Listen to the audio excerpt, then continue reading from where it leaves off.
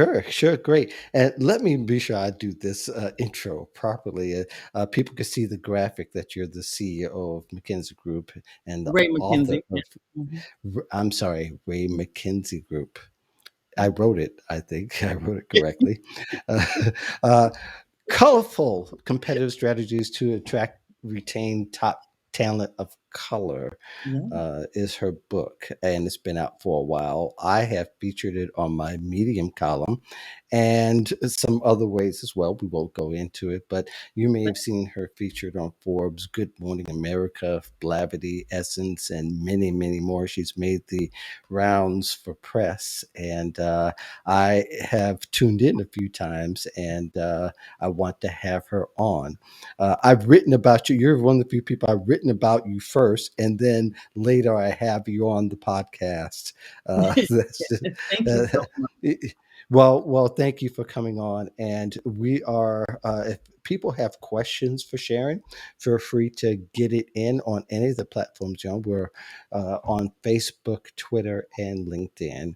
But I'm gonna forge ahead with my question because I am one of the people that actually read the book, and I've got a hard copy at that. Yeah. I don't know if everybody else has that privilege, but I, So, but but most of the people who actually get books, when you get a promo book, you get a soft copy. I was blessed with a hard copy. So, Gabrielle, thank you. You know who you are. We don't need to go through there, but anyway. I think one of the things that kind of bridge the last discussion with this discussion, though they're not the same, they're not quite the same, but they're somewhat the same, is that job seekers and companies are trying to meet in the middle when it comes to diversity.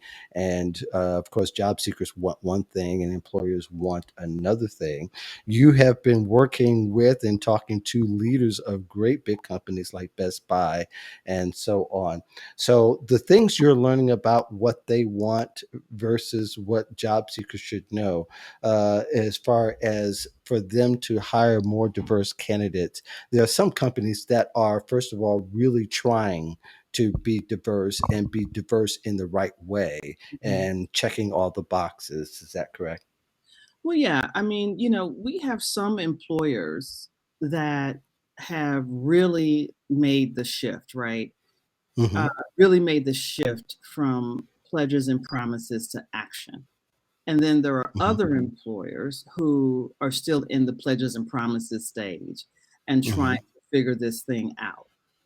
And so, in my conversations with those employers who are serious about figuring it out and increasing racial inclusivity at all levels of the corporation, they are really getting it done and starting at the top, with the Hmm. C suite, the VP level, senior VP level, really trying to make sure that they are walking the walk. And then there are those that are just not quite there yet. So we just got to keep pushing, Mark, and making sure that employers have the resources that they need, external and internal, to get it done. But the important thing is to be working with and working for those employers who get us.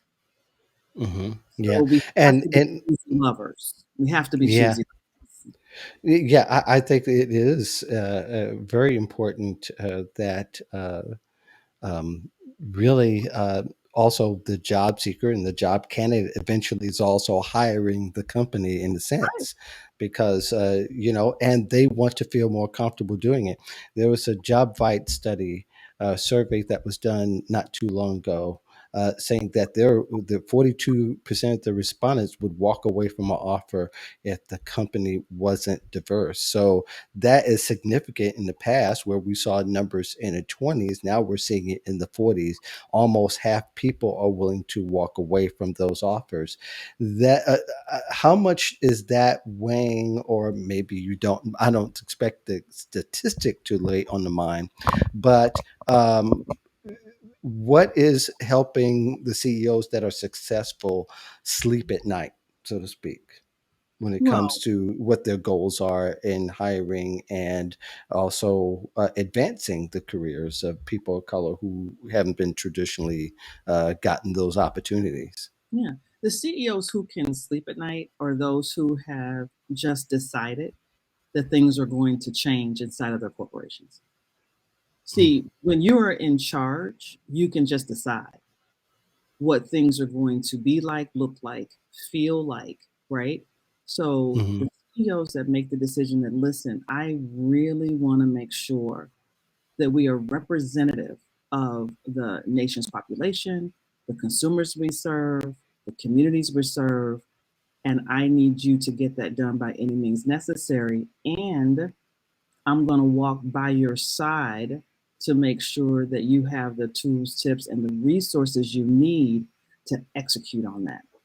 Mhm. Those are the CEOs who can sleep at night, those that have made that decision. Because we have to start there, right? With just Mhm. deciding that we want to see change. Professionals are getting really excited because they're becoming more confident, right? And Mhm. understanding that they are in the catbird seat and that they have to be choosy lovers. And it is okay to really ask the question and identify those employers who really care about them, who care about whether or not they succeed, who care about whether or not they have a work life balance, who care about whether or not they can bring their authentic self to work, who care about whether or not they have to stop code switching. And so they are Mhm. starting to ask some really smart questions and look at the data and look at the research and look at what the C suite looks like. And even if the C suite isn't looking right, they at least, if they can identify where the plan is, what is your commitment to make change, then they're making those decisions to have real conversations with those employers. And Now, that's just where we're at, Mark. well, actually, you had hit something on the nail. I was thinking as you were talking. I was listening to.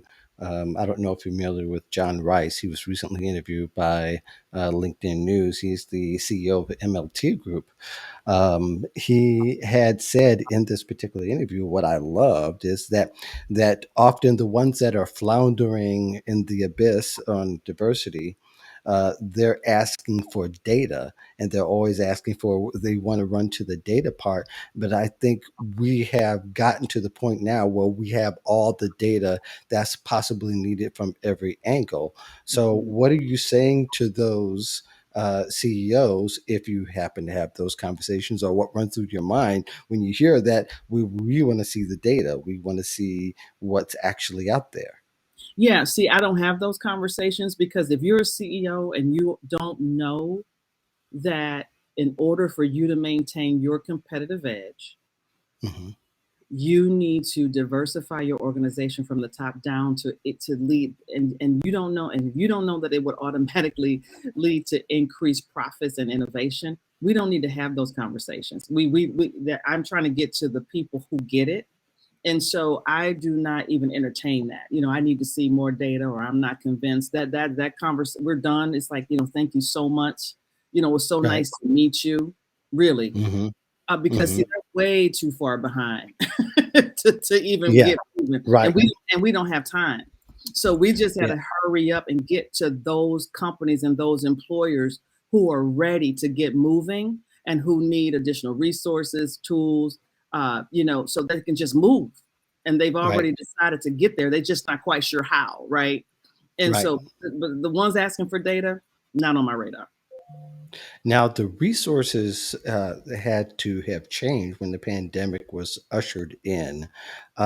What kind of resources did you provide for those having to, switch from what was always readily available to things that you had to find to help people move forward with the efforts despite of the pandemic?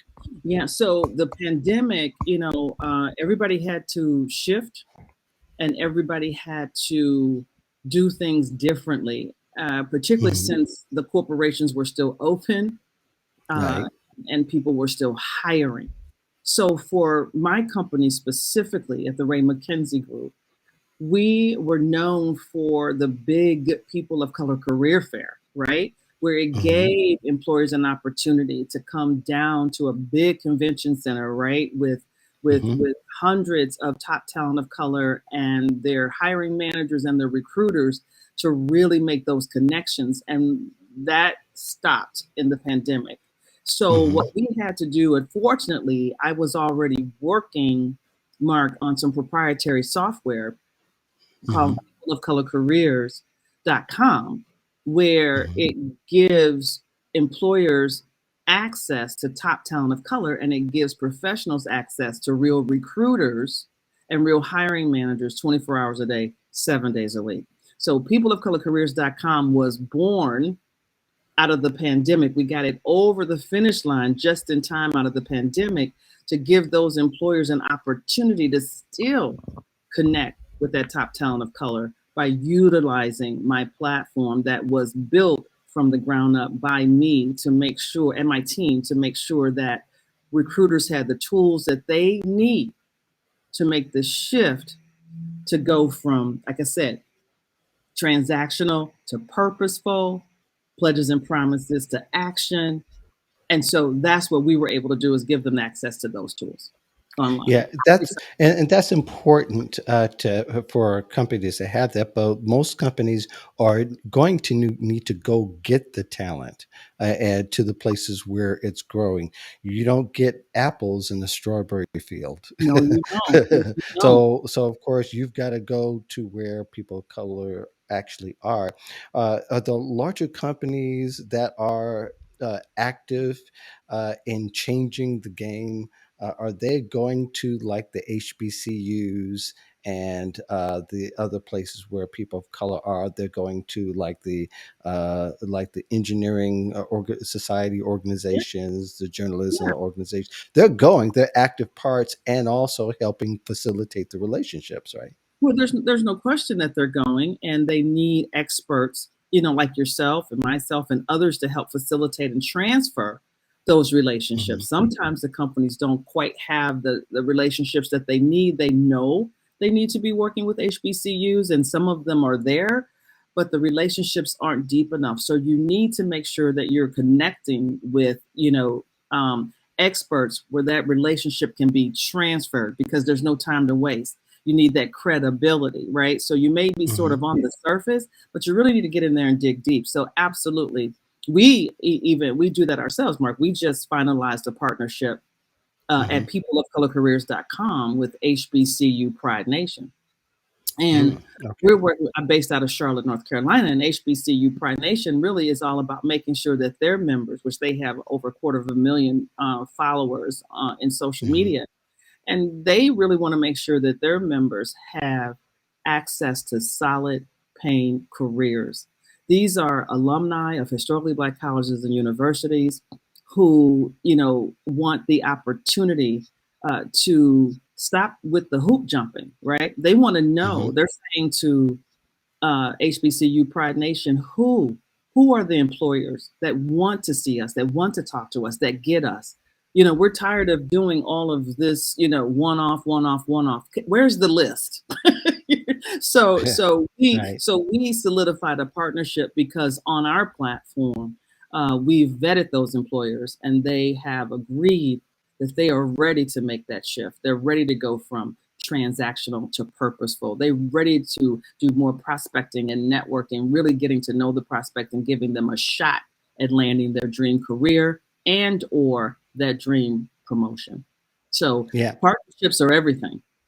Yeah, yep. And the ones that kind of walk with purpose are kind of bleed this stuff at this particular point, right? It really is become a part of their makeup. So that's what they're putting out there. And the ones that are just transaction or just looking to get it done fast and say, That's right. okay, tell me what to do instead of going through the process. And how much of that process really matters to the companies that do it and do it to you, because after all, you need to see that their efforts are genuine, authentic, and that they're moving forward with those ideas as well, right?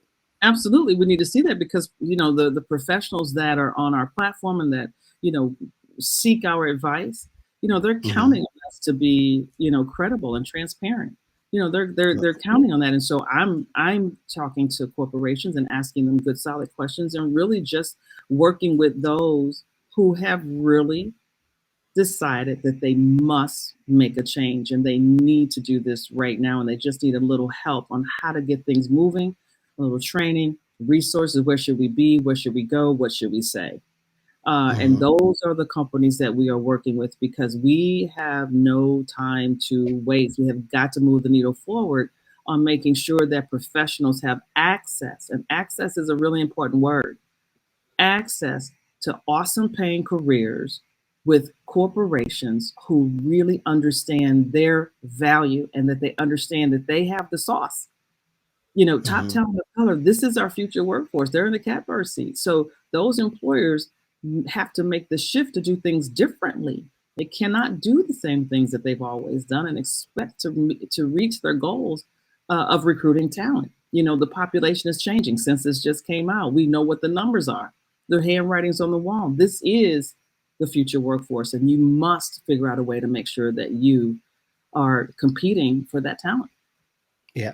Well, for a moment, I want to think in terms of the job seeker, somebody who is Black or they may be Asian, somebody who's looking for their next job. They definitely want to be in the area and a company that is that shares the values of a diverse workforce.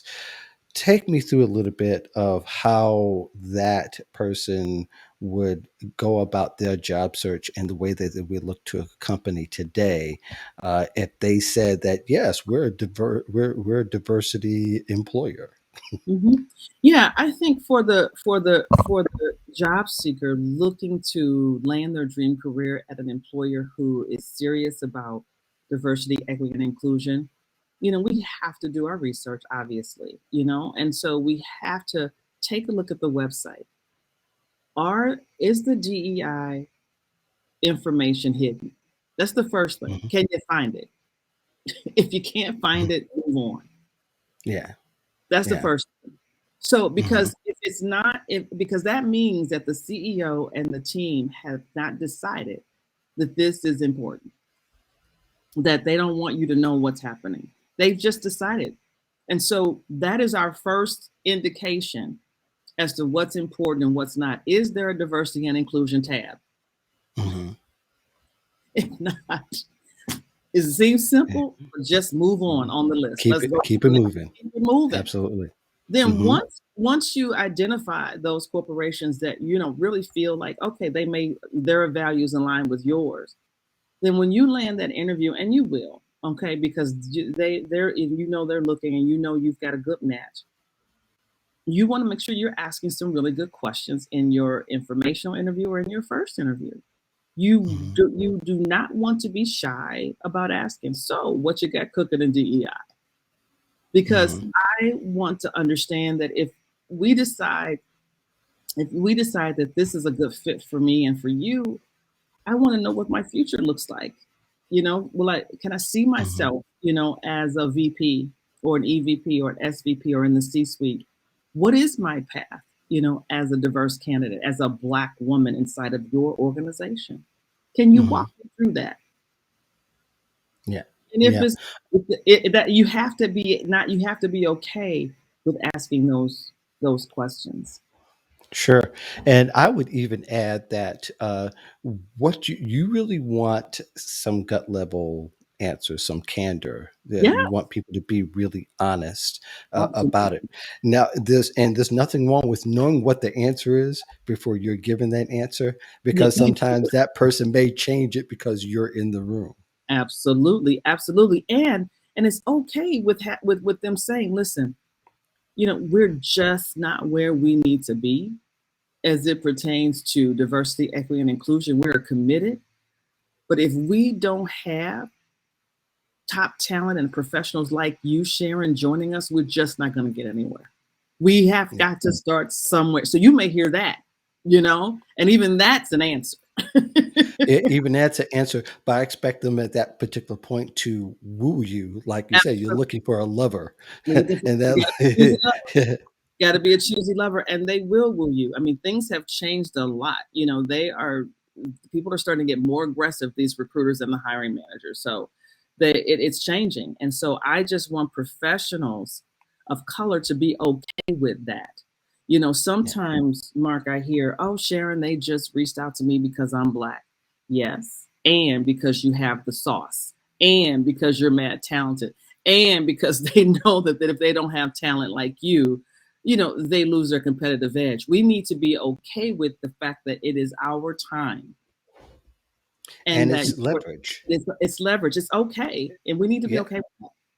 Yeah, you and also you got to go past a little bit and also understand that there are compensation benefits as well to Oh be yeah, able to have that conversation. A lot of people think that they're going to come up short if they're coming to you and they want you and they're putting you through the process because they have leverage and they're trying to they understand they have a fiduciary responsibility no, so to speak to make it right. no question about it. I mean, we just have to go for it. We got to save Mhm. ourselves. We have to go for it. We have to make sure that we understand the value of networking, the value of connecting, the value of follow up. We don't want to be caught flat footed. I get a lot of calls from professionals who haven't really kept up on their networking. Mhm. And so it puts them in, and fortunately on our platform, they're able to catch up pretty quickly. But Mhm. we want to value relationships. We want to make sure that we are staying on top of who's doing what inside of the corporate world, if that's what your desire is, and that is to move up and through the ranks and into the A C-suite. You want to really maintain those relationships. Absolutely. There are companies that are starting to even build their own pipeline. Hmm. And the smarter ones are actually even considering those schools that are not in the mainstream of schools where it's considered academically. So they're going about like Google. Google is building relationships with some of the high schools That's and it. even starting to court students as young as their freshman and sophomore year. Exactly. And to me, that seems to solve a lot of problems because one, the company is going to look out for itself. That's How right. they look out for it is becoming more interesting now. They're starting to go into the black high school or the predominantly black and brown areas and start to build those relationships. They start to spend some time with them on the Fridays to do Q&A, to give them vision, to start to even poach them to some degree because they're starting to. Do you think that's a good way of also building a more diverse workforce, especially for larger companies like the Googles, the Microsofts, the tech companies, and also even the companies that are traditionally large and have some say, like Amazon is another good example Hmm. of I don't think they're doing it that way, but do you think that's also a good idea for them to take that proactive that early? Absolutely. That is happening. It's beginning to happen a lot. I'm based here in Minneapolis, Minnesota, and we have companies that are actually building out their own curriculum inside of inside of schools, inside of tech centers, inside of other nonprofits. Let us teach you how to, because we have a big shortage in skilled labor as well.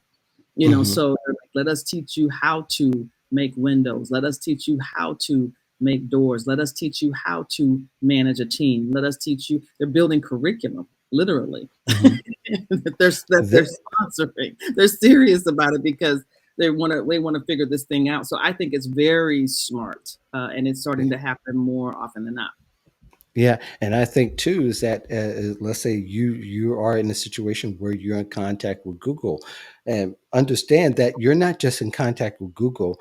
All the other large companies like Google are going to look at you as a viable talent as well. No Microsoft is going to look at it. Twitter is going to look at you. All the question. companies that are like-minded are going to be in your space as well. So you may not just be just because you're getting the Google in education doesn't mean it's not going to apply to elsewhere. There's going to be spaces that it applies across the board. Absolutely. We have a huge workforce shortage, and in different areas, and there's just a huge opportunity for talent of color. I mean, we need to seize the time, seize the opportunity, network, stay connected, get on every single platform. Make sure they're paying attention to professionals like yourself, and just really, it's our time. And we've got work to do on closing that wealth gap, right? And Yeah, and yeah, this is our opportunity. Learn how to negotiate stock options. Learn how to negotiate your salary. There's so much opportunity for us right now. I know that as a lot of news is gloom and doom, and I get yeah. that. What's also true with gloom and doom, there's opportunity, and we Uh, need to seize the moment. yes. One thing, and I'll let you go after this. I did, you know, you used to work for Prince. I Let's did. just say. I did. You used to work for Prince. I did. And, for somebody like me, people talk about, say, yeah, the Purple Rain and all that. People forgot about the 5 albums that were before the big ones, and which has nothing to do with this conversation in Yeah. sense. But I bet you there were some lessons you learned Hmm. from working with him Yeah. that apply to the way that you approach business today, especially in this area. There's no question about it. Prince was a genius and he was an awesome teacher. And I'm honored to have been in his space just to watch how he moved and operated. And one of the things that when you work for Prince, you leave away with is excellence. You have to give clients, employers, parents, you have to give them what they deserve. Mhm. Ain't no half stepping, as the song says. Yes. Excellence. You want to always be at the top of your game. Prince would, he would be in rehearsals and he'd say, "Oh, it need to sound like the record. That don't sound like the record. They come to pay what they hear on the record player." Mhm. And so Yep. let's not let them down. So yes, so not only excellence, but the art of the dance, making sure that you're moving and grooving in a way that you can deliver, where you can be your best, keeping yourself at the top of the to-do list. We always look fabulous, right? Mhm. So keeping yourself at the top of the to-do list so that you can be productive. And Absolutely. the other thing is believing that anything is possible, believing that you can absolutely make it happen. Prince used to tell me all the time, which is what I use in my presentation today. When I talk about how CEOs need to just decide what they want their workplaces to look like, I learned that from Prince. He's like, Sharon, just decide, make Yeah. it, Yeah. Yep. and now you can execute. A- Absolutely. And you need to think like Prince talked about. And baby, you're a star. You may not know it now. You may not know it now, right? You may not You know are. it now. But yeah, Sharon, we're lots Sharon. Please let me know what the site is again, and I'll be sure to put that in the show notes when the podcast is published, and also that people, when they see the show here, as is on demand immediately afterwards, mhm. where they can find you and find more about what you do. Yeah, so peopleofcolorcareers.com, and you can follow me online at Boldly Sharon on Instagram and Twitter. And of course on LinkedIn, Sharon Smith-Akinsanya, as it says on the screen. So thank you so much. Well, thank you very much and enjoyed having you. I am honored that you were able to spend a little bit of time with me after all the press and things that you've done, been before millions of folks, and love seeing you and love being a part of it. Thank you so much for having me. I really appreciate you. And thank you for all of your kind words and your support. And let's keep on doing what you're doing. Oh,